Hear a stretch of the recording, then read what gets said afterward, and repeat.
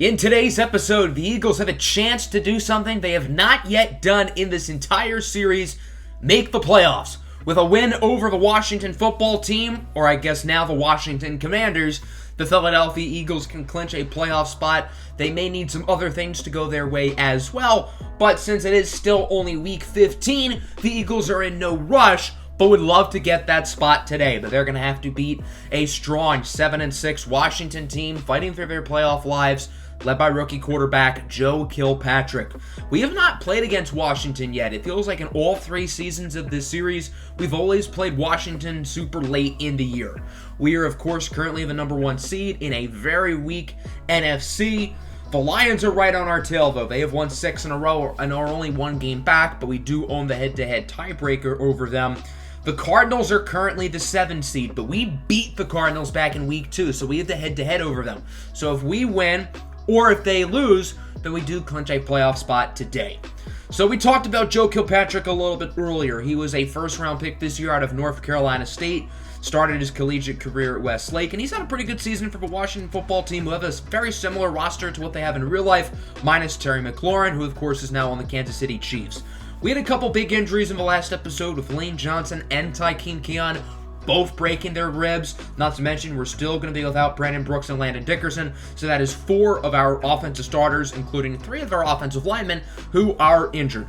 I want to focus on the medium pass defensively. That's where Kilpatrick strives. And then offensively, I still want to focus on running the ball. Speaking of running the ball, we have a hidden dev trait to reveal. Tazwell Hubbard has superstar development. That is a big deal. So of our 3 hidden development rookies, Hubbard has superstar, Joko Nwosu has star, and Jabari Achabe has superstar X Factor. So we got one of each of the 3 development traits, which isn't too bad.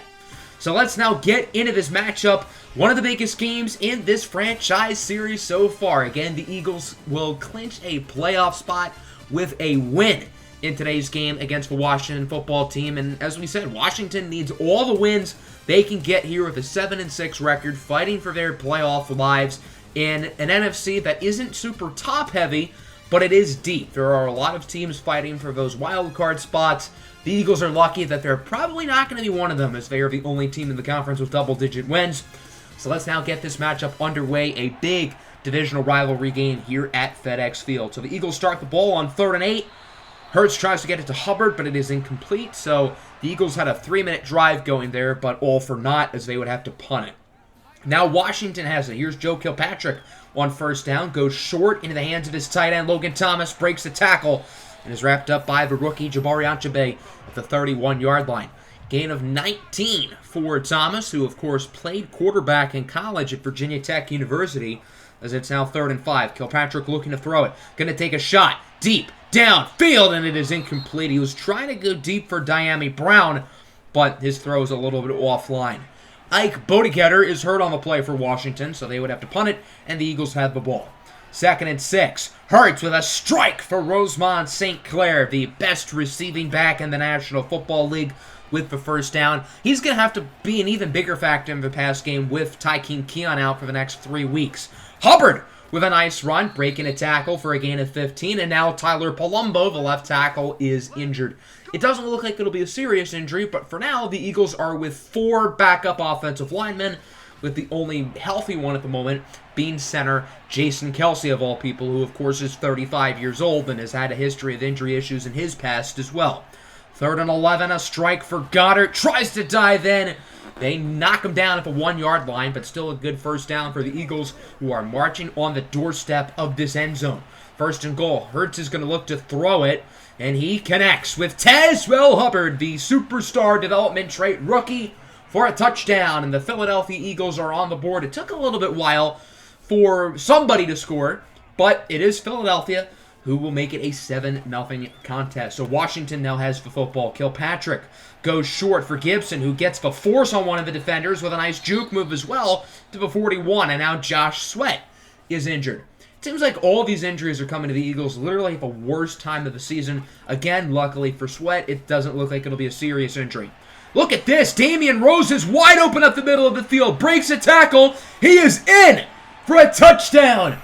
Damian Rose, a 4th-round rookie, another former Westlake Hornet, with the score And this game is knotted up at 7. So now the Eagles have it back. Play action pass. The ball is out and it's picked up by Washington. Montez Sweat recovers the strip sack, forced away by linebacker Jamin Davis. So in the past 30 seconds, we've had 2 touchdowns and now a turnover. A wild stretch of events here, and now Washington has it in the red zone with a great opportunity to take the lead, but not so fast. It's picked off in the end zone by C.J. Thomas, who's going to take it out. Thomas down the sideline, tries to get by the lineman, and is wrapped up at the 39-yard line. What a play by C.J. Thomas, who now has 7 interceptions on the year, and he has been a legitimate candidate for the Defensive Player of the Year award with a huge turnover, and the end of this first quarter continues to get crazier. Hurts on 3rd and 7 with a dot on the run for Rosemont St. Clair, who brings it to the 27. So far, St. Clair has definitely made a big impact in the pass game. 3 catches, 63 yards, and that'll do it for the first quarter. The Eagles have 25 offensive plays so far, while Washington has 7, yet the game is tied. This has been a very weird but exciting start. 3rd and goal, it's a screen for Claypool, and he is stuffed in the backfield, not getting anything. A huge tackle for the Washington defense, so that'll send the field goal unit out on the field. Here's Zebediah Phoenix II, made a 58-yarder last week in the win over the Giants, as he gets that one to go down the uprights, and the Eagles are back on top as it is now 10-7. About 6 minutes left to go in the first half. Kilpatrick on first down, looking to throw it, call him in the pocket, and he is sacked. Jabari Achabe makes another play, his 13th sack of the year. Man, has he quickly turned into a superstar. Ever since he's gotten his X Factor, he's gotten at least 1 sack in a game. Very impressive stuff. He is easily the Defensive Rookie of the Year and probably should be a Defensive Player of the Year candidate at this point. 3rd and 7, it's now Josh Sweat who gets the sack. A little bit banged up. It seems like he's always banged up, but he gets the play there, so that'll force a punt, and the Eagles have it back, trying to make it a 2-score game. 3rd and 8, Hurts under a lot of pressure from Young, goes deep, and it's caught. Devontae Smith brings it to the 32-yard line. You know the meme where it's F it, that receiver is down somewhere? Well, that's the relationship that Jalen Hurts and Devontae Smith has. Hurts can just lob it up if he's in trouble, and Devontae is going to make a play. 3rd and 10 goes short for St. Clair. He brings it to the 25, gaining around 6 yards. Not enough to get the first down. So that'll, again, send out the field goal unit. A 42-yard attempt for Zebediah Phoenix. No problem. It goes right down the middle, and the Eagles now lead this game by a score of 13-7. Washington's going to try to do some damage before halftime, and they do have about 3 minutes or so as Antonio Gibson with a short gain. That's relevant because that's Washington's first run play of the entire game. And we're 18 minutes in, and they finally decided to run the ball. Wild. 2nd and 6, they go back to Gibson with a nice move, and he stumbles to the 45. You know, maybe Washington should run it more. Gibson's pretty good. Bobby Wagner heard on the play he would bruise his sternum. Again, not a serious injury, but he will not return to the game. A big loss for the Philadelphia defense. Kilpatrick on first down under pressure, sacked again. Now it's Cleland Ferrell who makes the play. All 3 of Philadelphia's defensive ends have gotten sacks. Now it's a 3rd and 10. Kilpatrick looking to throw it, and he is picked off! C.J. Thomas does it again! His 2nd interception of the first half, his 8th of the year. That's my Defensive Player of the Year. The crazy thing is, he might not even be the best corner on this team. Nobody wants to throw it towards Nehemiah Richardson, so they all pick on C.J. Thomas, and it backfires because he happens to be pretty good too. So the Eagles can make it a 2-score game here with about 1.5 minutes left to go. Hurts under a lot of pressure here on first down, heaves it up, and it is intercepted but caught out of bounds. A lucky break there for Philadelphia, nearly turning the ball over, but they'll get to keep it. A few plays later, nice throw for Claypool to the 42, and now the offense is starting to do some damage. The Eagles still have all 3 timeouts, which is also pretty significant, is on first down. Hurts scrambling under a lot of pressure, goes deep for the end zone. This time it is intercepted in bounds, and it looks like Washington's going to get a nice return out of it to the 22-yard line. Malik Hooker is the one who picks it off, so both quarterbacks are now getting a little bit sloppy, and the Eagles waste an opportunity to be up by 2 scores, and now they're only going to be up by 1 possession at halftime, but it looks like Washington's going to try to cut down on this lead, and that play's going to help! Dyami Brown put C.J. Thomas on a poster. Thomas was going for his third interception in the first half, but Kilpatrick placed it perfectly, and Dyami Brown went up there. Now it's 2nd and 10. Good throw out for Curtis Samuel, who was wide open. Quickly hit by Joko Onwosu. So that'll bring out the field goal unit. This is Tristan Vizcaino to cut the lead in half, make it a 3-score game. He connects on the 37-yarder. And that'll do it for a wacky first half of football. No shortage of action, I've got to say, but it is the Eagles up top 13-10. The Eagles have dominated time of possession, but with both teams turning it over twice, there just hasn't really been consistent control from either side. I still want to focus on running the ball offensively, and then defensively, we have to stop the pass because they've ran it twice, so why even bother? So a Washington football team will open up with the ball here in the third quarter as it's a 3rd and 9. Screen for Antonio Gibson, who tries to break the tackle from Burgess, which he does, but is unable to keep his footing in bounds. So the Philadelphia defense gets an early stop, and now they have it here on offense. 2nd and 10 for the Birds. Hurts goes up the middle for Rosemont St. Clair, who gets around 18 yards, bringing it to a 47. I've said it multiple times this season, I'll say it again. He needs to be in consideration for the Offensive Player of the Year. St. Clair is on pace for just under 2,000 total scrimmage yards and has been the best player on this football team. Chase Young with a big sack on 3rd down. The former number 2 draft pick out of Ohio State stalls out the drive for Philadelphia, and just like the beginning of the first half, both defenses are looking good early. Kilpatrick on 3rd down. He's going to launch a strike for Logan Thomas, who gets the first down. I think Kilpatrick's strategy is to not throw it to any of his wide receivers. He doesn't want to test Nehemiah Richardson or C.J. Thomas, so he's looking for his other targets. 2nd and 2, a big sack for Winston Johnson, the second-year pro out of Westlake, who forces a loss of 9. And once was a 2nd and short, is now a 3rd down and long, possibly knocking Washington out of field goal range with 3.5 minutes left in the third. Kilpatrick looking to throw it up the middle. Guess who it is? Logan Thomas, who gets the first down. And again, I think Thomas, along with Antonio Gibson, will be the go-to guys for Joe Kilpatrick. C.J. Thomas is a ball hawk. Nehemiah Richardson is a shutdown corner. So Kilpatrick would rather throw it to somebody else as he is sacked on 1st down, losing 15. Guess who it is? Jabari Achabe with his 14th sack of the year. Achabe, really through the entire second half of the season, has been probably the best pass rusher in football, and I don't think it's particularly close. Doink! Off the crossbar, no good. A 46-yard field goal attempt missed by this Caino. I find it ironic that Mitchell Trubisky's the holder because he was the quarterback of the Bears during the double doink game, which is the last playoff game that the Eagles have won.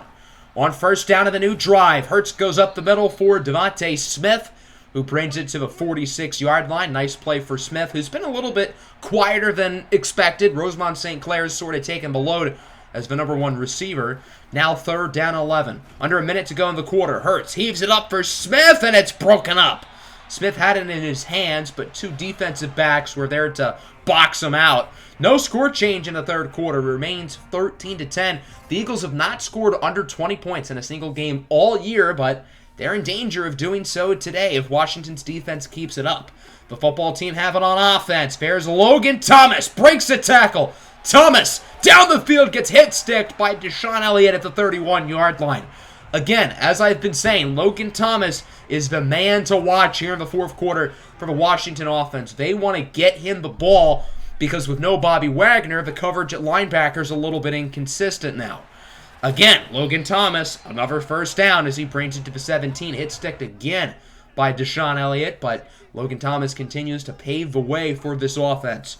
3rd and 3 with a chance to take the lead. It's incomplete. Good coverage by the defense. Ron Rivera frustrated with his rookie quarterback, and that'll send the field goal team out. It's Vizcaino again. A chip shot from 27 yards out. Has no problem drilling it down the middle, and this game is tied up at 13. I feel like the Eagles have played really well in this game, but Washington will not go away. 3rd and 2. St. Clair does not get it, I don't think. Nope, he's stopped by Montez Sweat. The Eagles could go for the field goal to take the lead, but they're going to go for it. Ballsy call by head coach Champ Britton, and it pays off. Tazewell Hubbard only gets about 2, but that's all he needs to keep the drive going. Now about 4 minutes left. 3rd and 7, tying at 13 from the 29-yard line. Hurts under pressure.